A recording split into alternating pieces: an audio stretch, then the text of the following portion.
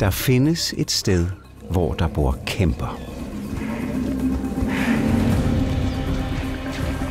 Kæmper, der har levet i Afrika i millioner af år. En ældgammel art, hvor familien kommer i første række.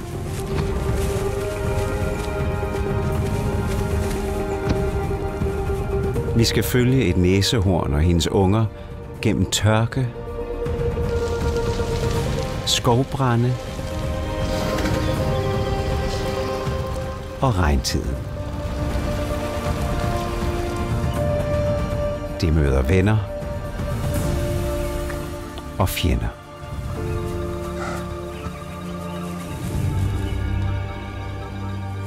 Vi skal se en mor føre sine unger gennem afgørende øjeblikke i deres liv.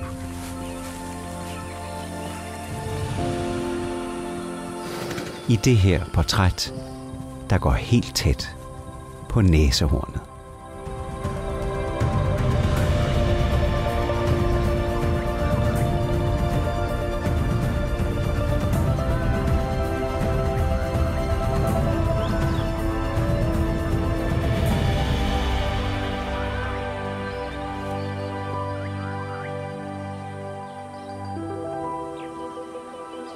Engang levede der 100.000 af næsehorn i Afrika på savannen og sletterne og i sumpene.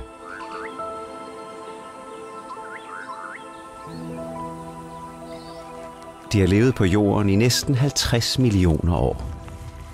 Det gør dem til et af de pattedyr, der har klaret sig bedst gennem tiden.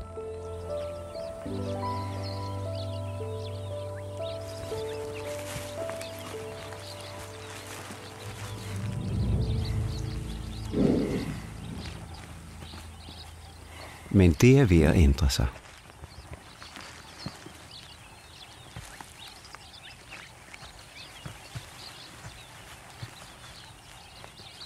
De bruger deres horn til at grave, kommunikere og slås med. Men nu er hornene blevet eftertragtet af mennesker som trofæer, smykker og medicin. Hornet består kun af hud og hår, men det er mere end sin vægt værd i guld. Og det gør det til en dødsdom for dem, som hornene sidder på. Ugandas sidste næsehorn døde i 1983.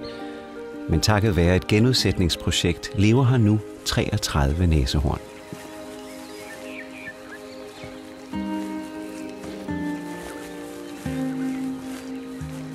To af dem er Elias og Malaika.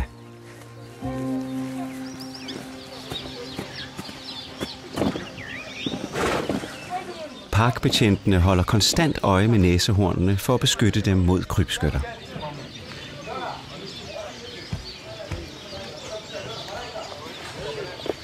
Før hvert vagtskifte får de tildelt de dyr, de skal overvåge. Næsehornene har navne, og alle detaljer om deres liv er skrevet ned. Vagtskiftet sker 7:00 morgen og aften.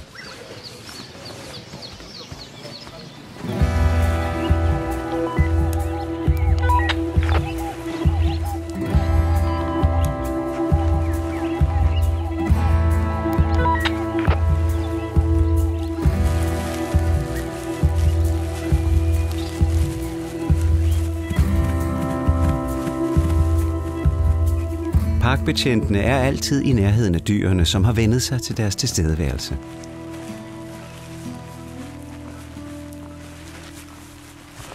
Niårige Malaika og Elias på 2 trives under deres beskyttelse. Malaika er det første hundnæsehorn, der er blevet født i Uganda i 28 år. Hendes ører er mærket, så parkbetjentene kan kende hende. Hun er i 16. måned og venter sin 3. unge. Hun kan føde, hvornår det skal være.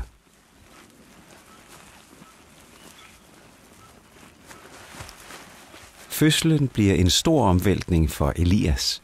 Han har tilbragt hele sit unge liv sammen med sin mor. Han får ikke modermælk mere og æder nu op til 50 kilo græs om dagen. Det er det eneste bredsnudede næsehorn æder.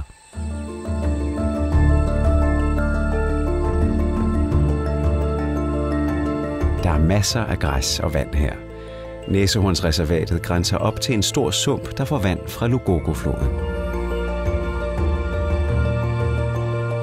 Perfekte leveforhold for det sjældne træskonæb.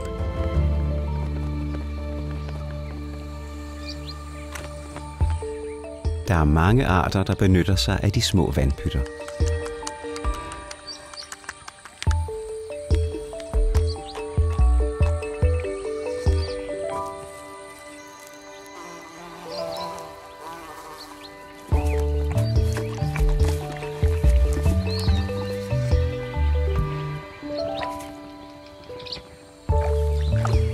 Vandpytterne er skabt af næsehornene, men bliver flittigt brugt, indtil næsehornene vender tilbage.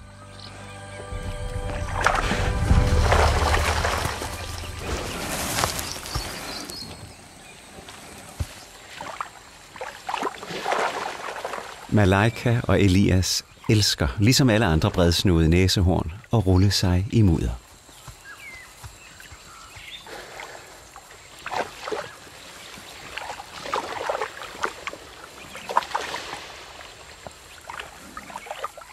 Mudderet beskytter mod solen, det køler huden ned og holder snyltere væk.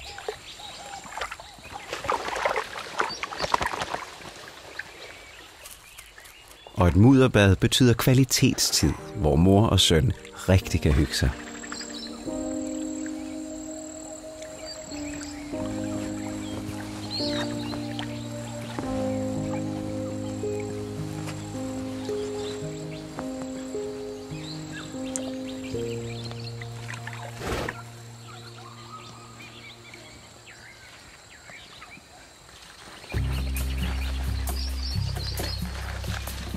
Efter badet kommer næste trin i hudplejeritualet. En god krassetur.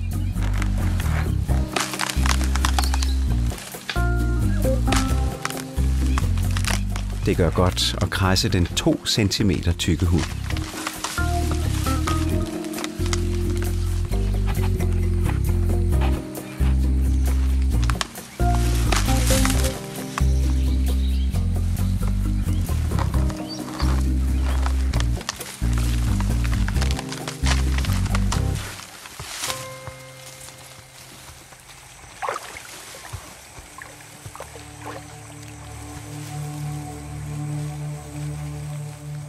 Der dukker en han op. Det er Moja, som oprindeligt kommer fra Kenya. En ung han som Elias udgør en trussel for et næsehorn på frierfødder.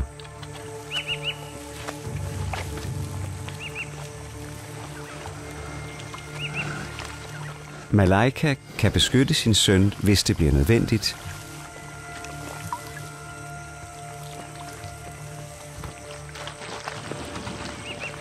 Men hun ser passivt til, mens Moja tager mudderbad.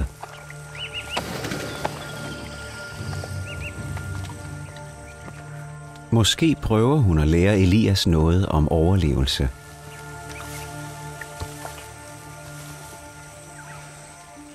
Undgå opmærksomhed.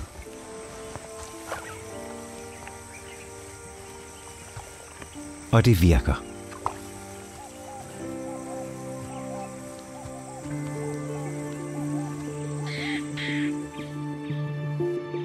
Moja blev født 200 kilometer mod øst i Kenyas højland, hvor der lever over 400 spidssnudede og bredsnudede næsehorn.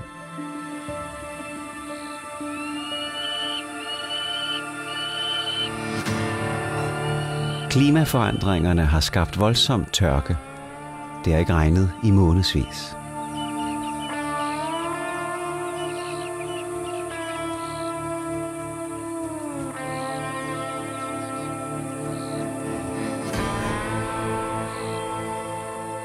Der er ingen mudderbade her.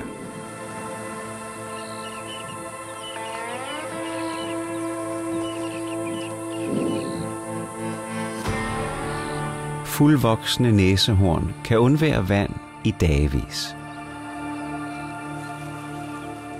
Men tørken har krævet sine første ofre.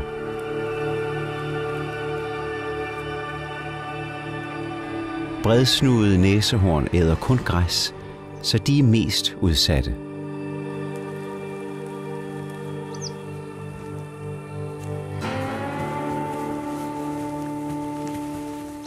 Spidssnudede næsehorn er mindre kræsne og æder flere forskellige planter.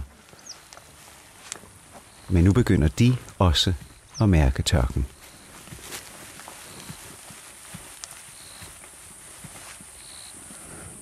Og hunner med unger har ekstra stort behov for vand. Mindst 1 gang om dagen må de ned til floden, det eneste sted, hvor der er vand. De stejle jordvolde er farlige.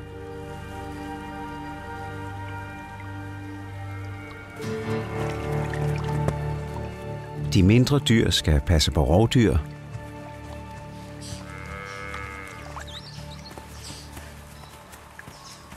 mens tungere dyr risikerer at falde eller sidde fast.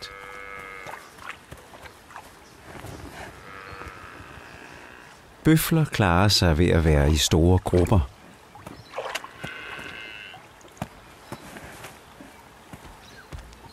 Men en næsehornshund er ofte alene med sin unge.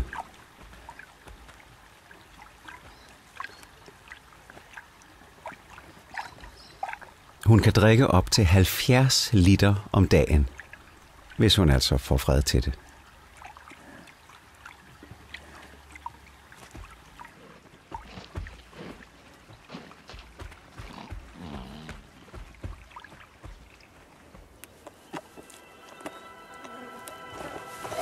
Kødæderne har de største chancer for at overleve tørketider. Deres bytte mister hurtigt kræfterne,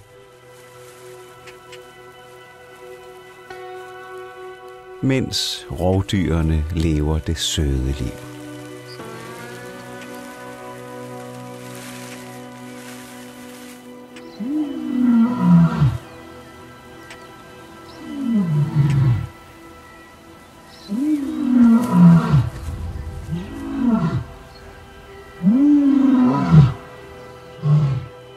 Når en løve brøler, spidser alle ører, selv et næsehorn.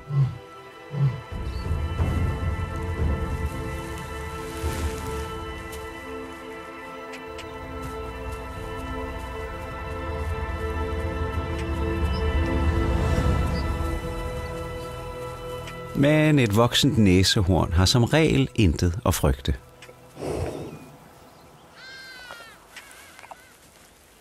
Og løven har noget helt andet i tankerne.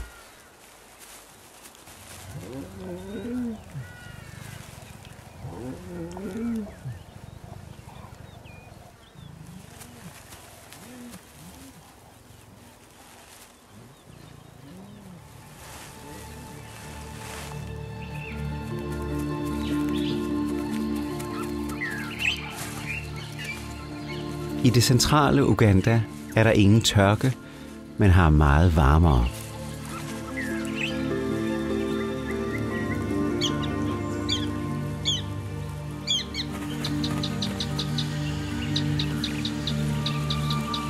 Det kan føre til det her.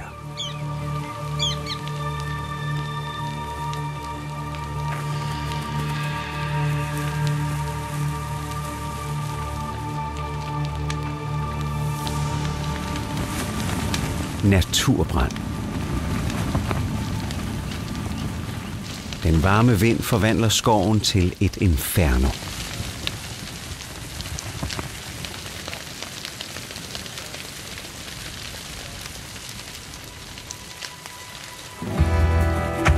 Parkbetjentene prøver at slukke ilden, før næsehornene kommer til skade.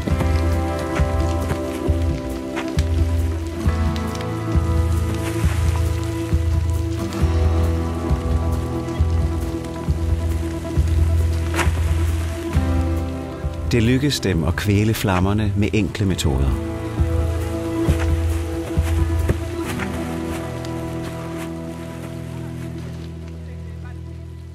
Jorden er afsvedet af sod.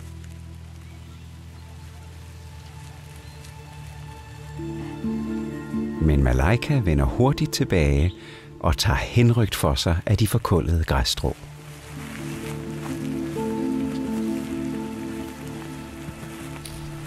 Elias er mindre begejstret.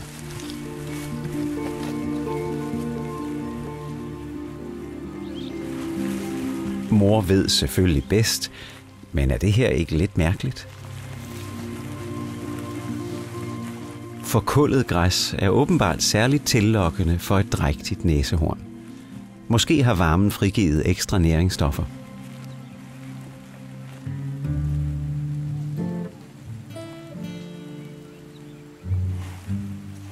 Elias er ikke overbevist.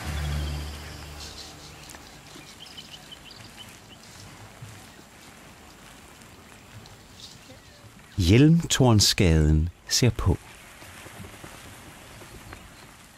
Dens unger har overlevet branden.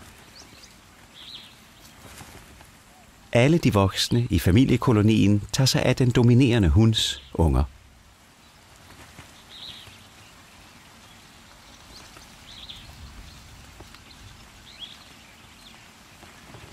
På den måde kan hele familien lede efter mad, mens en enkelt holder vagt.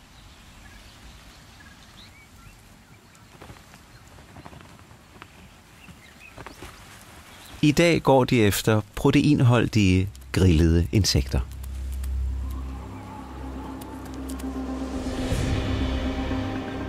Mod øst er det 5.000 meter høje Mount Kenya hyldet i mørke skyer.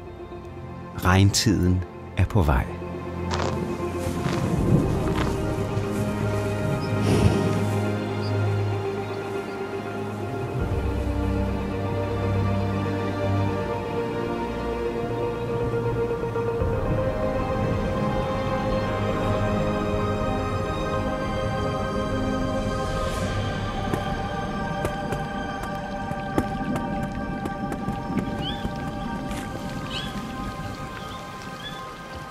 Ungen her har aldrig før set regn.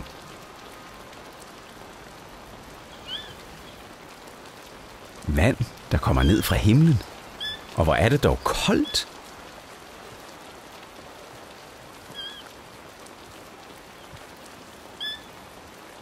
Hans mor kan ikke skærme ham mod regnen. Så han prøver at løbe væk fra den.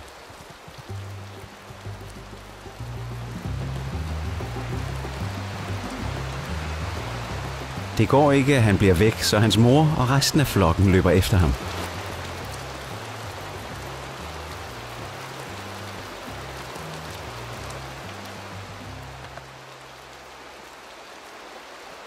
De andre voksne bliver liggende.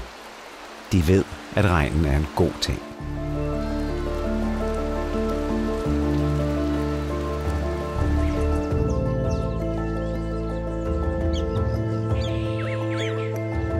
Et andet sted, i Uganda, er de også færdige med at vente.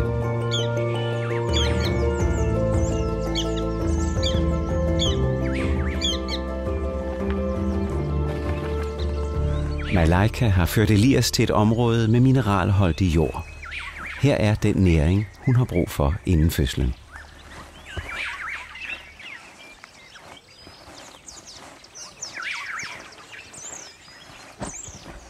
Hun skraber i jorden for at nå ned til mineralerne.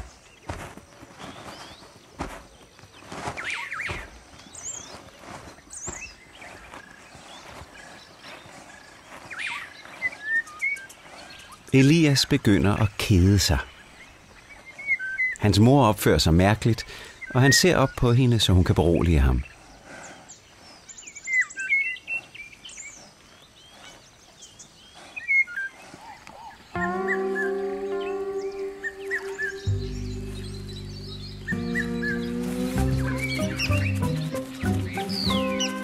Næsehorn har altid en hale af dyr efter sig. Kohejrerne spiser insekter fra revnerne i næsehornenes hud og bruger dem som taxi.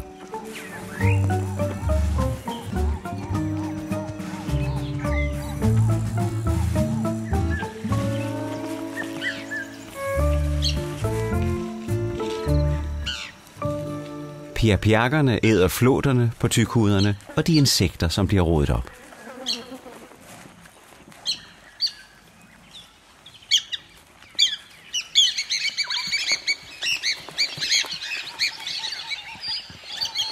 Men fuglene har også tit travlt med andre ting. Og pludselig ser isfuglen sit snit til at slå til.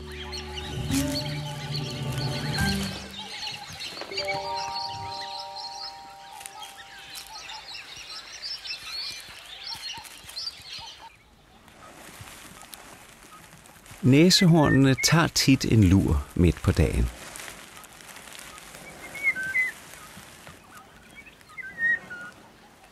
Elias og Malaika plejer at sove op til 5 timer.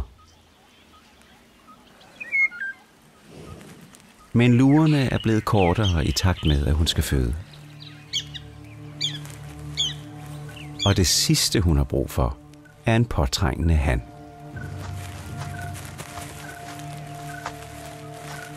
Men her kommer Augusto. Han opsøger normalt ikke drægtige hunder, men det går Augusto åbenbart ikke op i.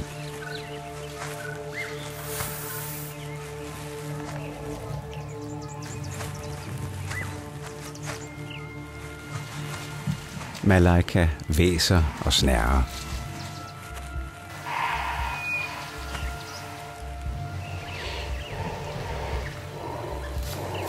Elias går modigt frem mod hannen.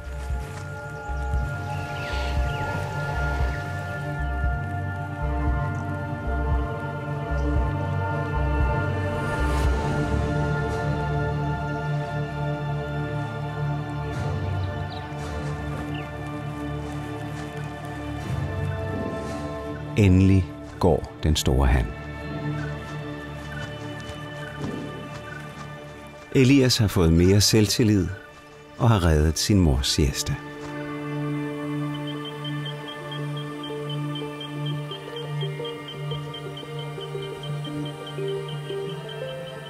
I Kenya fører regnen besøgende med sig.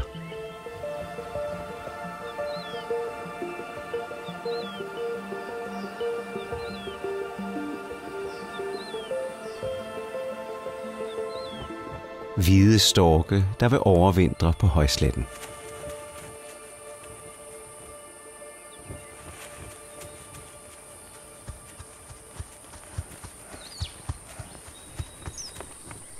De jager insekter, firben og mindre pattedyr mellem 2 regnskyl.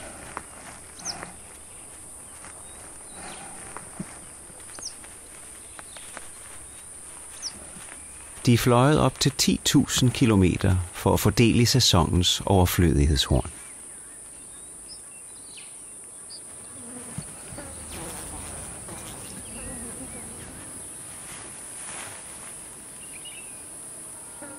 I Europa optræder storkene sjældent i flok.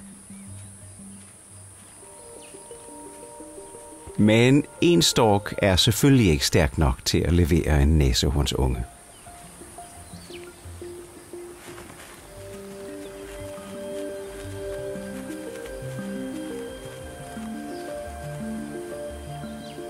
Et usynligt signal får dem til at lette. Der er åbenbart brug for dem et andet sted.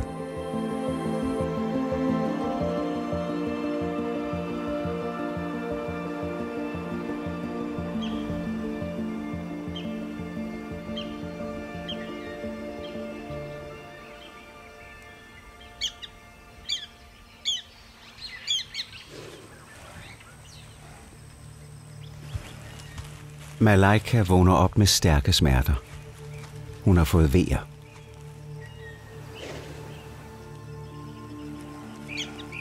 Det er som regel Elias, der vågner først fra middagsluren.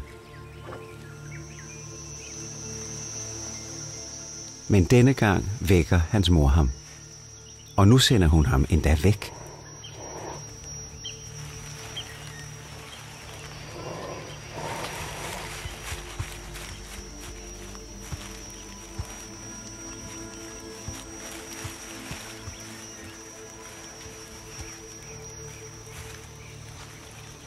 Malaikas tidligere fødsler har været ukomplicerede.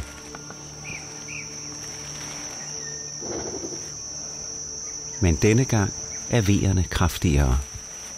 Der er noget galt. Ungen ligger i sædestilling og kommer ud med fødderne først.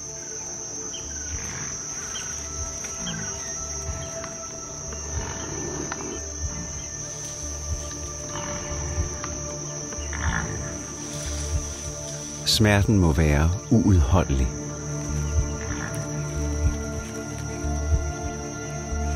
Næsehorn føder normalt liggende, men kalven her falder ned på jorden.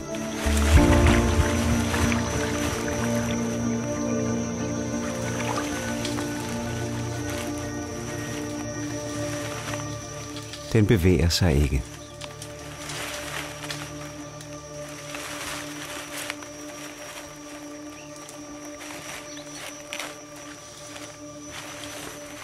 Endelig er der tegn på liv.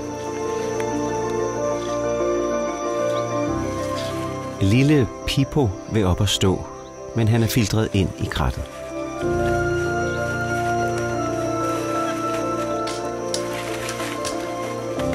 Malaika prøver at befri sin søn.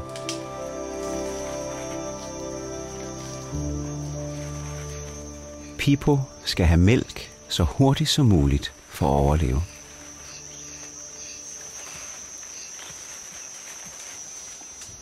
Men hver anstrengelse for at komme op og stå gør ham svagere.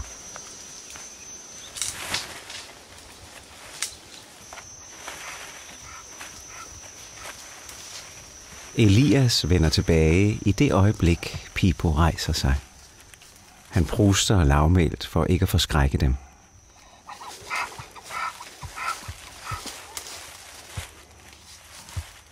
Elias har ventet tålmodigt i flere timer, og nu ser han Pippo drikke for første gang.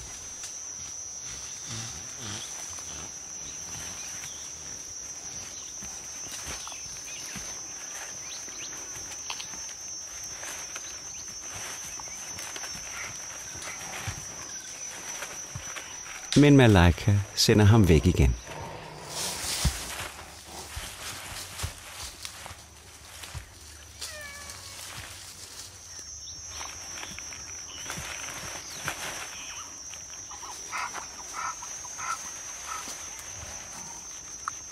Nu kan den lille nyde sin mælk i fred.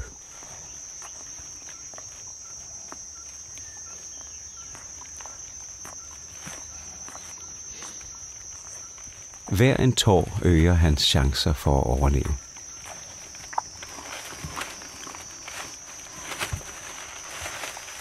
Da han er færdig med at drikke, kan Malaika slappe af.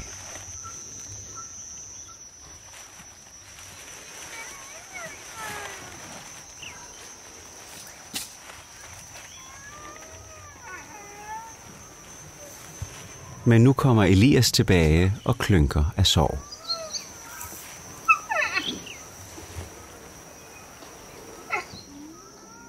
Lille Pippo har stjålet pladsen ved siden af hans mor.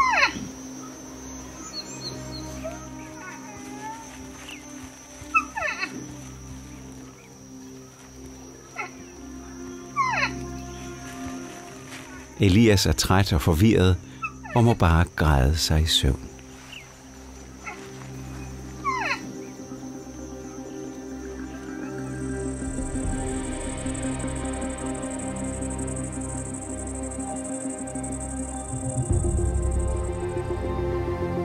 I Kenya skinner morgensolen på et højland, der er som forvandlet af regntiden.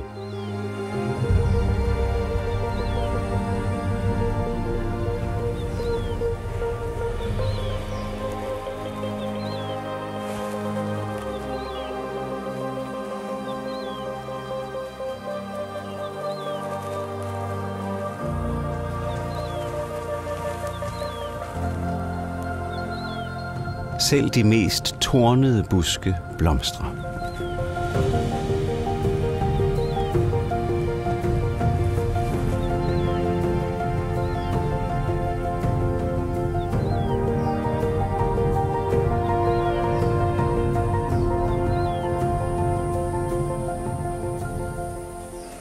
Der er frisk og indbydende græs overalt, og det skyldes blandt andet gødning fra næsehornene.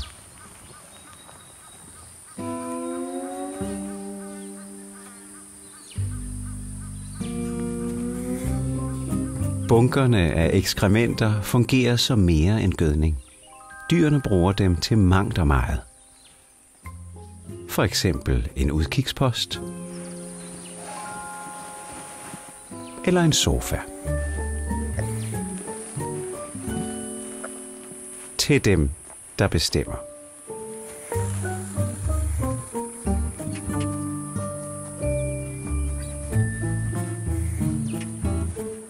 Næsehorn er meget tålmodige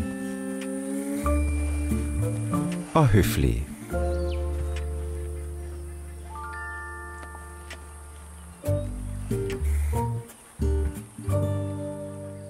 Hvis deres toilet er optaget,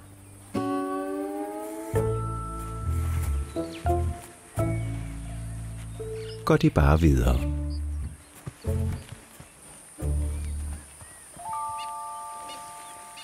Næsehornslort er føde for utallige insekter, som mange andre dyr lever af.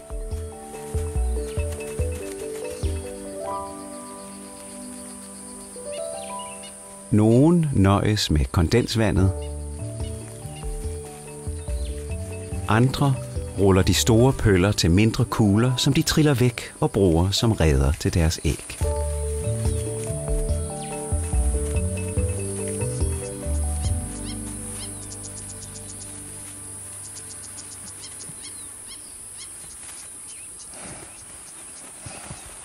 Næsehornene bruger mødingerne som opslagstavler. Her fortæller de hinanden, hvem der er i området og hvad der sker i deres liv. Hannerne undersøger, om der er hunner, som er villige til at parre sig.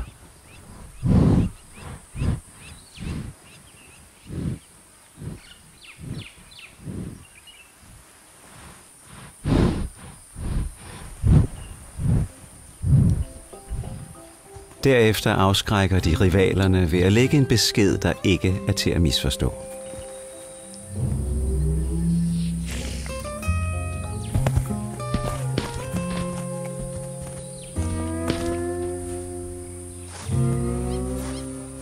Han spreder bare budskabet.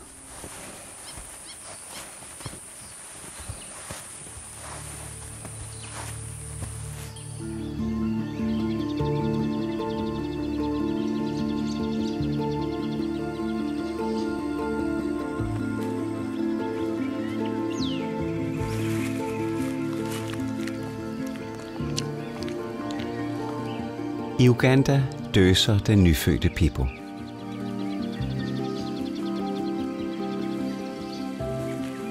Malaika græsser tæt på, hvor Pippo ligger.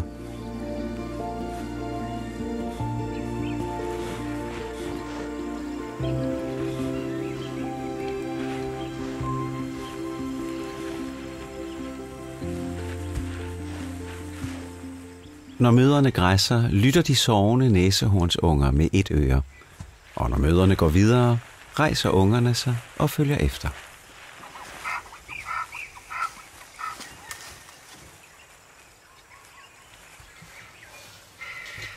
Pippo kan også høre sin bror.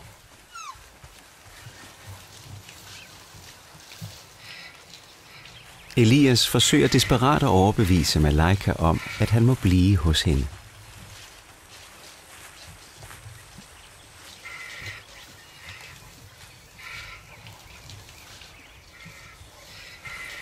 Men han vækker den lille for tit, når han prøver at holde sig i nærheden af dem.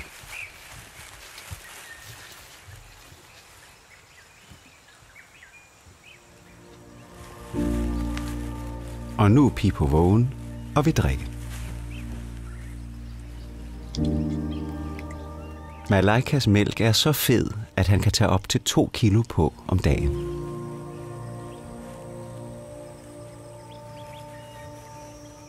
Elias har allerede lært at være stille, mens hans bror drikker. Men det er svært at være tålmodig, og Pippo bliver let distraheret.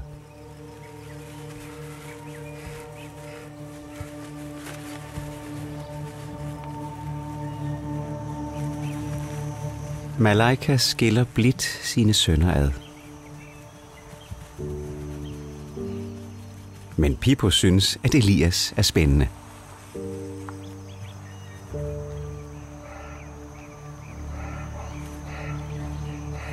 Malaika står fast.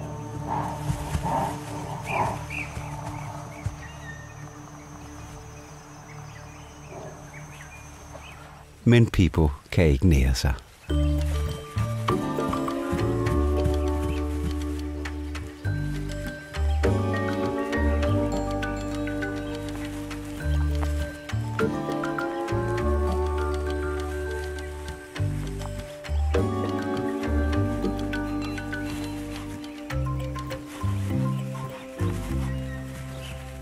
Elias prøver at ignorere sin lillebror, men ligesom i alle andre søskendeflokke, er det den store, der får ballade.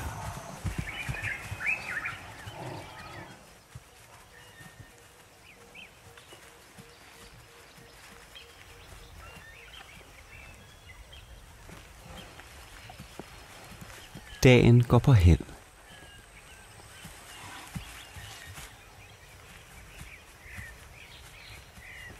Malaika bliver mere og mere nervøs.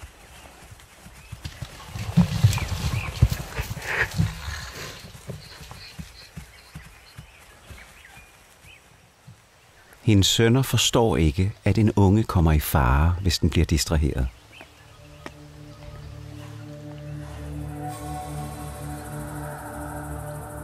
Især når mørket falder på. Leoparder æder normalt ikke næsehornsunger.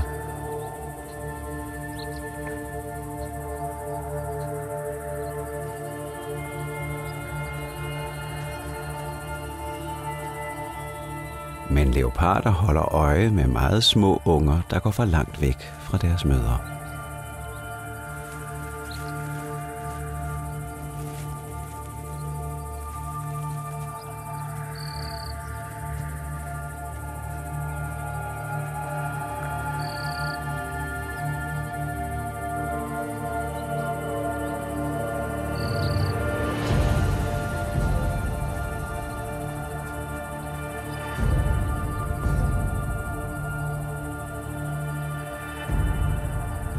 Når mor og unge går så tæt sammen,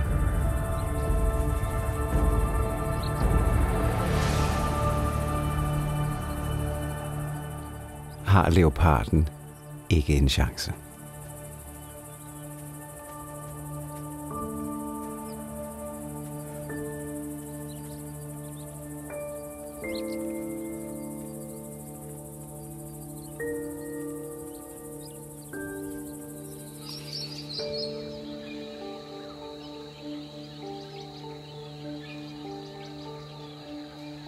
Malaika har ladet Elias ligge tæt op af sig i nat.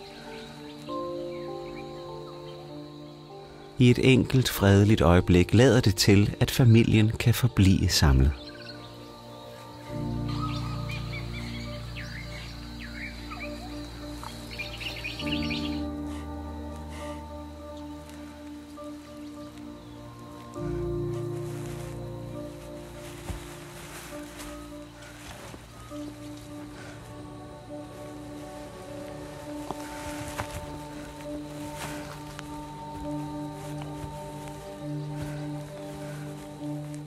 Elias ligger så stille som muligt for ikke at forstyrre, mens hans lillebror får morgenmad.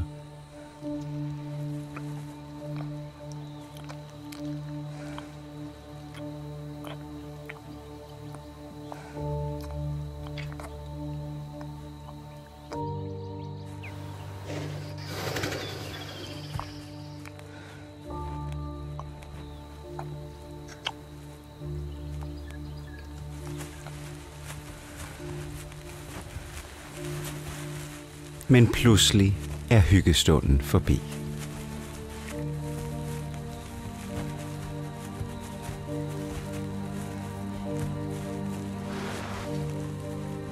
Malaika er nødt til at tage afsked med Elias.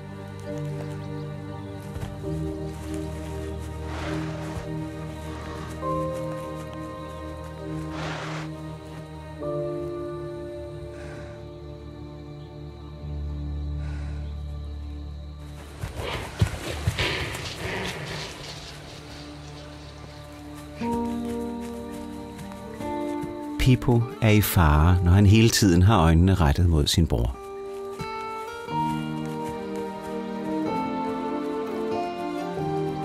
Malaika har vist Elias de bedste steder at græsse, og han kender alle næsehornene i reservatet.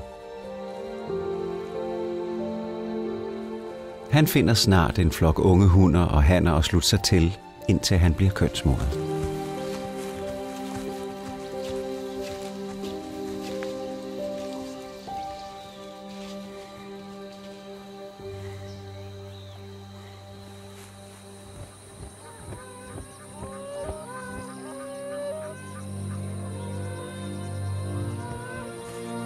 Regnen har forvandlet Kenyas højslette til et frodigt paradis.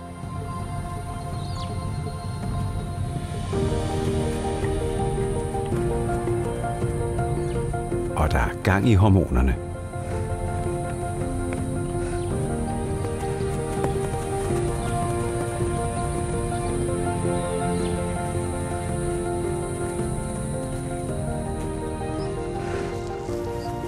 Selv termitterne danser parringsdans for at finde mager og danne nye kolonier med.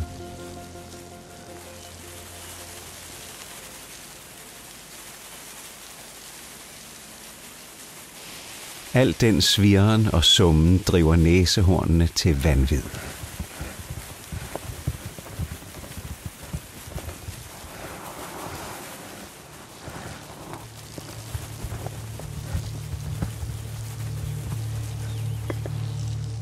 De begynder at slås.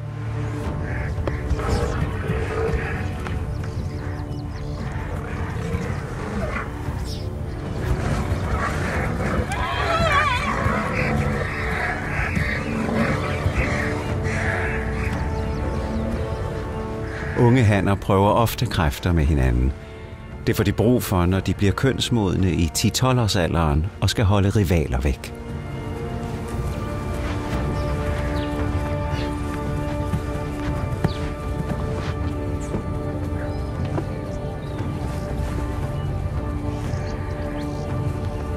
Så de kan få en hund som hende her. Den krøllede hale og det fugtige bagparti viser, at hun er imødekommende.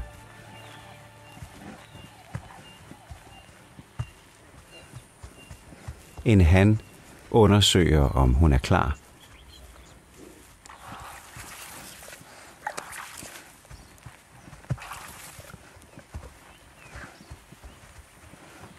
Han sørger for, at hun bliver på hans territorium, hvor han har styr på alle rivalerne.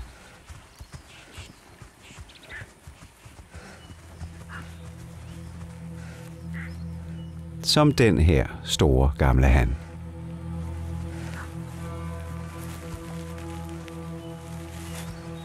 Den unge han stryger sig op af en busk. Det er første advarsel.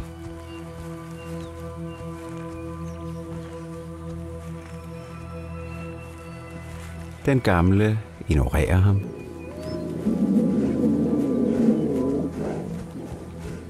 Men en ildevarslende brummen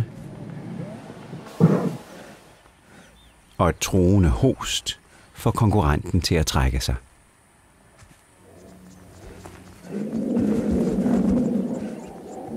Yngre rivaler får en mere ublid medfart, især når der er flere.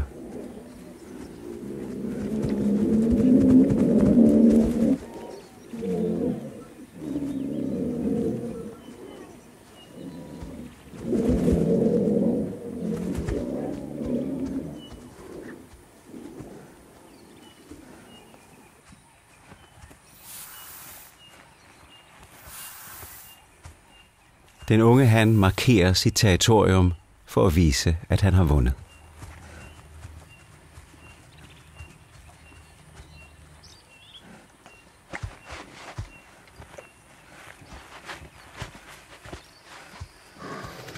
Næste fase kræver snilde og god balance.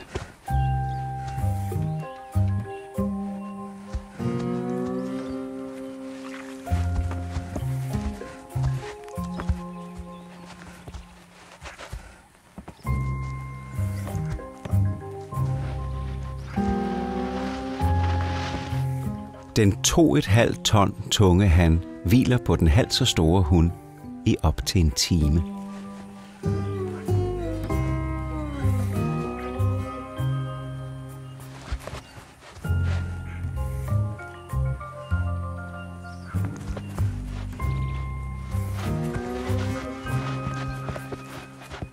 Og det kan godt tage 2 eller 3 forsøg.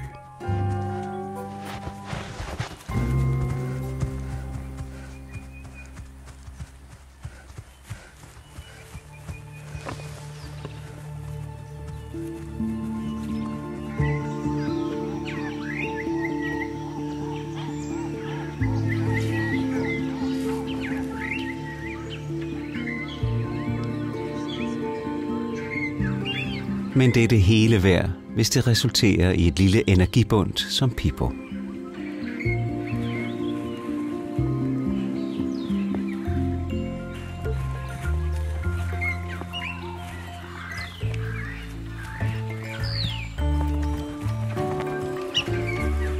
Han bliver stærkere for hver dag, der går. I de kølige morgentimer er det umuligt at indhente ham.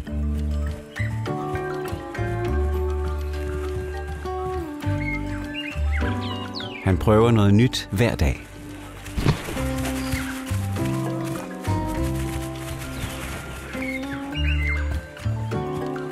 Han bestiger bjerge.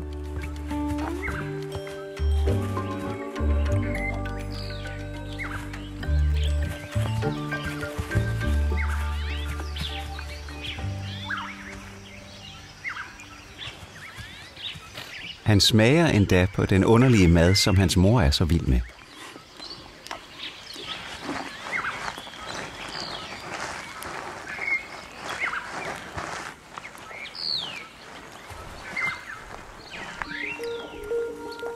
Nu og da støder han på sære naboer.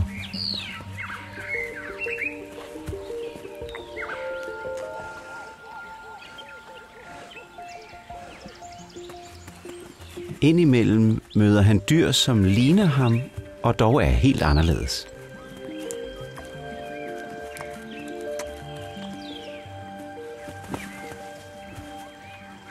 Og så møder han gamle Moja.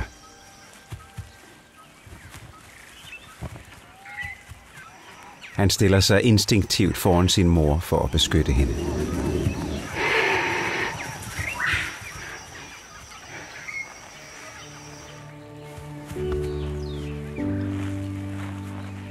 Pippo lærer de andre næsehornsunger at kende. Han får brug for venner, når Malaika en dag får en ny unge.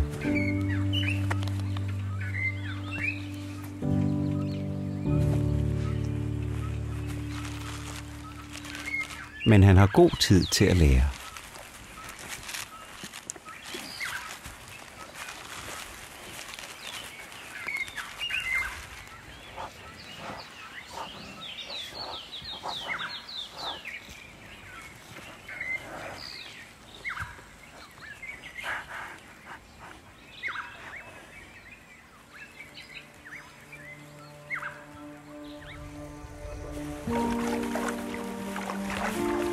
Og han har god tid til at have det sjovt.